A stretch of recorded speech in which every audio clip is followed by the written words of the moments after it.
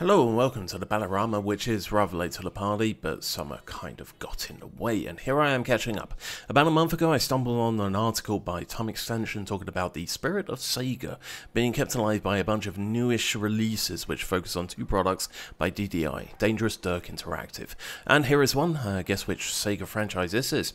Yes, here I am in my cigarette mobile for a reimagining of Sega Rally. This is DDI Rally, an early access title, which was last updated back in May 24.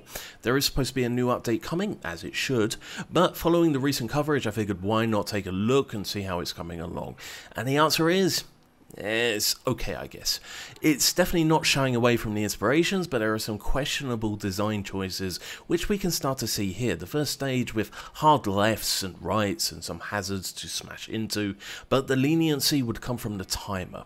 I'm lucky here in getting two foes to overtake. You can probably also notice my rather erratic driving, whereas Sega Rally I'd expect to slip and slide. Here I'm trying to twitch my way around. It doesn't help show off the rally aspect that the first stage is mostly asphalt. Okay, we have two in the distance. I don't think I'm going to catch them. Last hard right. I hate this because of the tree. And there we go, right into the back of... is that a Subaru? Try next stage. Sure, why not? And remember folks, this is a desert stage. Can I get the boost from staying between 6 and 7? No, but probably for the best since I need to brake immediately. So I'm getting an African feel from this level, just not the right side of the equator. We do have some very neat sand here, and coming up will be some very irritating rocks to avoid going into. So now we're going into a little dirt valley, again a desert stage, but it's not this game's fault. Sega Rally 2's desert stage also doesn't have a very deserty feel to it, and this game is a mixture of both Sega Rally 1 and 2, maybe a bit of 3, but I've got to admit I've never played that one. But really, these rocks, you don't want to be smashing away into them, and this is a new addition they've placed here, which means every corner is critical to maneuver. Did you notice the transition from dirt to sand was just a straight line? It's okay, you can rewind, I won't judge.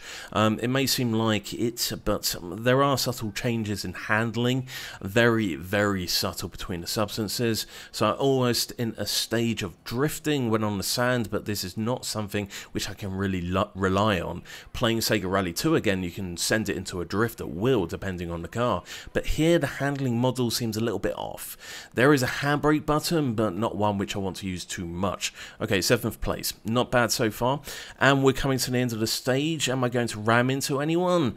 Nope. Fantastic, we can race to the next stage. Here is Alpine, which is DDI Rally's version of Sega Rally 2's snowy stage. It's nice to see the snow blustering down like it did in the arcade version, and since I got the boost, I've screwed up and gone into the first tree. Thankfully, there is no damage here. My cigarette mobile has come out unscathed, but now we're on dirt again, and it sort of handles the same as normal dirt. One of the most fun parts of this stage on Sega Rally 2 is how differently the ice element makes the car handle. And we're going into a tunnel now, and the most ridiculous part of this game, a tunnel with a hairpin turn. A tunnel exists because you can't build a road in a straight line otherwise. I won't dwell too much into that. Into 5th now. I would say that a bit more of the ice effect on the dirt and some more sliding will make this my favourite stage of the game. Thematically, it's fine. Probably more of an impression of a Finland rally rather than edging between France, Italy and Switzerland. Oh, we got two cars in the distance, taking one here for 4th, and we're going on to the checkpoint and on the hunt for 3rd, whilst we slow down. You can also appreciate the billboards on the side, where the developer has tried to make parody versions of the original arcade version. Into another valley, time is coming to an end, I'll take the inside. 3rd place, that's good enough for now. We can end this stage happy. The game's calling for turns, but I'll just go straight through, across the finish line, and into the Lithuanian car. Let's try the next stage.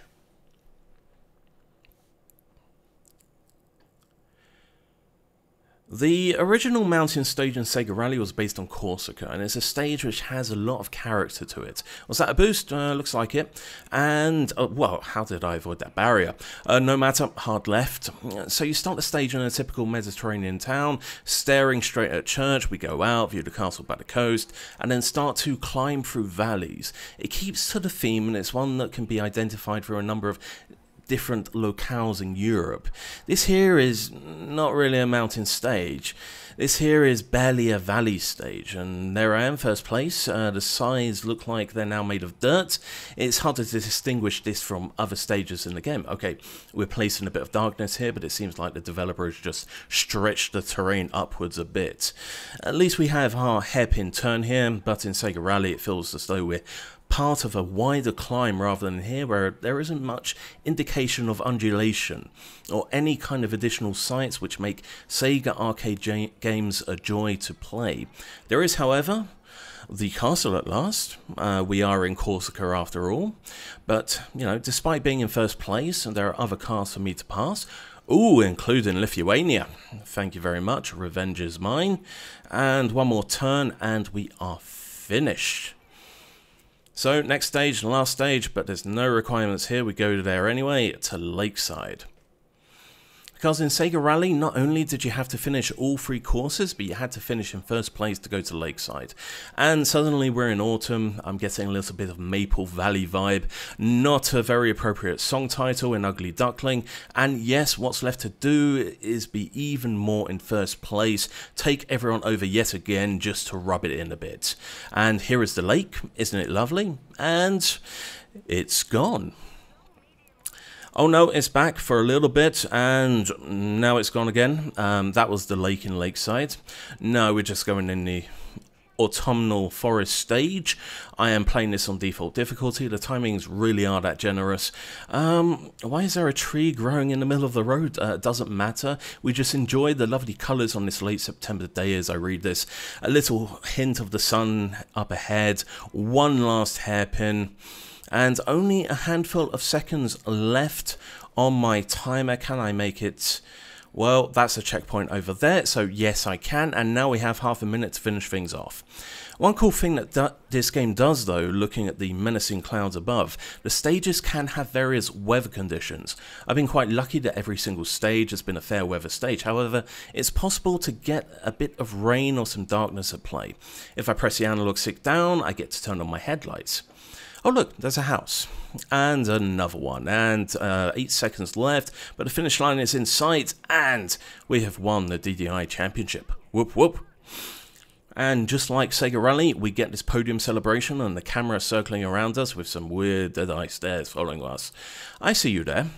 And that was it for the championship mode. There are other modes, a practice mode and a free-roam mode, but for Sega Rally experience, the championship mode is where it's at. But one thing I do want to point out though is there are graphical filters for arcade and for home releases to emulate those. So here is the home release. This is not a down res, this is still running at 4K, just a lot of things have been done to it. A lot of things have been slapped on top to achieve this effect. You can see that the text is almost unreadable, which is quite funny because it also applies to the page showing the controls that are now unreadable. And this is showing off the weather conditions. It's dark, it's wet, it's filtered up the wazoo. It's actually a weird addition of challenge to this game. But to compare this to the Sega Saturn version, yes, I can see where it's coming from. Although the CRT filter is taking away a lot of the clarity in DDI Rally, and it never seems like it's trying to emulate the jagged charm of what the Saturn was achieving. But yes, probably not the best for showing at 4K. Let's switch to the emulation of the Model 2 version and back to Lakeside. And yes, I'm cheating. Have you played Sega Rally recently? It's hard. We can see it's doing the same thing here, but instead of mounds covering the sides, there's a great density of trees lining each side. And remember when I was pointing out the small bits of actual lake in DDI Rally stage? Yeah, there was a reason for that, because I love the ending of this stage and this game in general. We start to see it, is it blue or is it purple? Well, the water in the background, and then it just expands. There are swans swimming near the side, and again we continue to skirt along the side, and what a magnificent body of water this turns out to be for 1994, with a castle that's probably a hotel now on the other shore. We're nearing the end of this stage, and it feels like we've reached a destination. This stage has soul. DDI does not. But there are other small things that could be added to this game to add to the presentation, for which I'm inexplicably showing the GBA version. Here we can see the little details peppered along the route. There is the epic background to work our way towards. There is this continuous sensation of having to fight against the machine and the surface, but also there's another interesting feature that's missing from DDI. There's no trail of dust being kicked behind the car if I'm on dirt, sand or anything else. On this tarmac we can see indications of wheel spin, minor touches which can add a lot to the sensation of the game. But ultimately a rally game needs to feel like rally, or what we've been taught arcade rally to be, because I absolutely suck at dirt rally. But that means I want to feel like I'm doing my initial D impression through every track. The snow stage should cause me to drift, the dirt should feel radically different to the tarmac. I want that sensation and that challenge to help make it feel fun. There is an update coming though. It is still early access, and DDI has been juggling at least 2 projects, which may have an impact on the current state of this one here. If a dramatic change comes, I'll take a look, but until then, sadly, this is the spirit of Sega at a very superficial level. But hopefully, things can change in the future. Till next time, thanks for watching.